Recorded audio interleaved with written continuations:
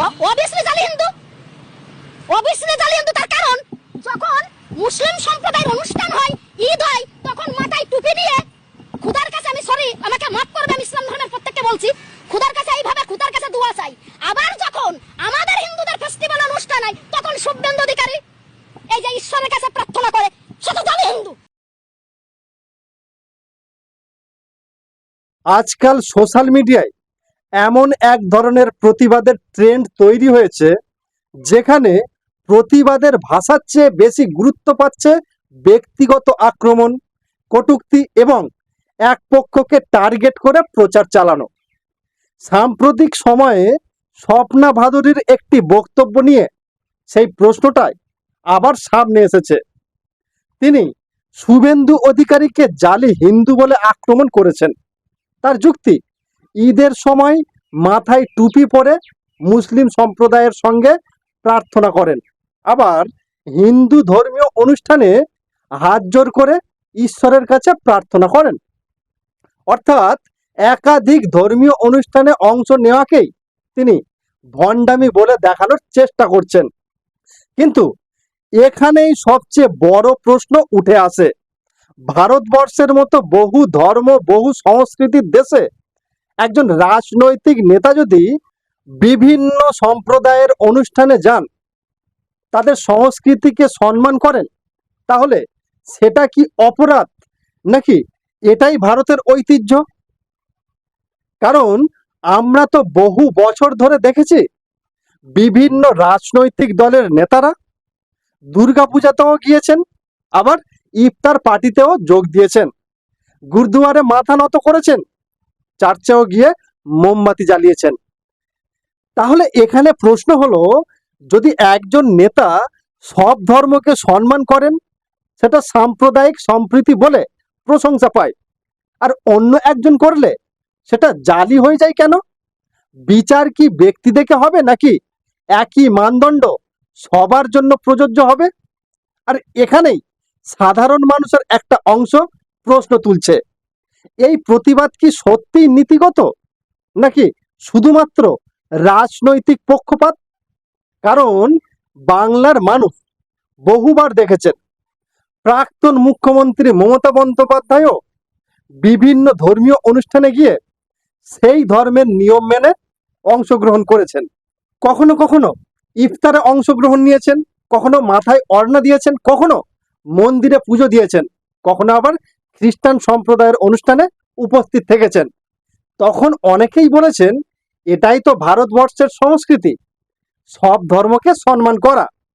তাহলে আজ একই ধরনের আচরণ অন্য কেউ করলে সেটা হঠাৎ ভণ্ডামি বলা হচ্ছে কেন? এখানেই মানুষ দ্বিচারিতার অভিযোগ তুলছেন। আরো বড় বিষয় হলো, আজকাল সোশ্যাল মিডিয়ায় একটা অংশ প্রতিবাদের নামে এমন ভাষা ব্যবহার করছেন যা সমাজে আরো ঘৃণা বাড়াচ্ছে। মতাদর্শের বিরোধিতা থাকতেই পারে, রাজনৈতিক সমালোচনা গণতন্ত্রের অংশ, কিন্তু কাউকে জালি, ভণ্ড, ধর্ম বিক্রেতা ইত্যাদি বলে অপমান করা, এটা কি সত্যিই গঠনমূলক প্রতিবাদ, নাকি এটা শুধুই ভাইরাল হওয়ার কৌশল? কারণ বাস্তবটা হলো, এখন সোশ্যাল মিডিয়ায় যত বেশি বিতর্ক, তত বেশি ভিউ, যত বেশি উস্কানিমূলক কথা, তত বেশি শেয়ার, আর এই সুযোগটাই অনেকটাই কাজে লাগায়। কেউ রাজনৈতিক সমর্থকদের উত্তেজিত করেন, কেউ ধর্মীয় আবেগে আগুন লাগায়, কেউ আবার ব্যক্তিগত আক্রমণ করে জনপ্রিয়তা বাড়ানোর চেষ্টা করেন। আর সবচেয়ে চিন্তার বিষয় হচ্ছে, এই ধরনের বক্তব্য সমাজে বিভাজন তৈরি করে, সাধারণ মানুষকে দুই ভাগে ভাগ করে দেয়। একদল ভাবতে শুরু করে আমার ধর্মকে ব্যবহার করা হচ্ছে, আর একদল ভাবে আমাদের বিরুদ্ধে ষড়যন্ত্র হচ্ছে। অথচ শেষ পর্যন্ত লাভ কার হয়? যারা ক্যামেরার সামনে দাঁড়িয়ে উত্তেজক কথা বলে ভাইরাল হয় তাদের। বাংলার সংস্কৃতি কি এই ছিল? বাংলার রাজনীতি কি এই জায়গায় পৌঁছানোর জন্য মানুষ ভোট দিয়েছিলেন? যেখানে যুক্তির বদলে ব্যক্তিগত আক্রমণ হবে, যেখানে ধর্মীয় সম্প্রীতির বদলে সন্দেহ আর বিদ্বেষ ছড়ানো হবে। একটা বিষয় পরিষ্কার, কোনো নেতা বা কোনো ব্যক্তিকে সমালোচনা করা অবশ্যই গণতান্ত্রিক অধিকার, কিন্তু সেই সমালোচনার ভিত যদি পক্ষপাত, ব্যক্তিগত বিদ্বেষ অথবা শুধুমাত্র ভাইরাল হওয়ার লোভ, তাহলে মানুষ ধীরে ধীরে সেই প্রতিবাদের উপর থেকে বিশ্বাস হারায়।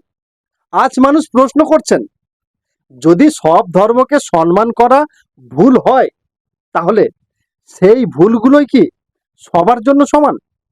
যদি রাজনৈতিক নেতাদের ধর্মীয় অনুষ্ঠানে যাওয়াকে নাটক বলা হয়, তাহলে কি সব দলের ক্ষেত্রে একই কথা বলা হবে?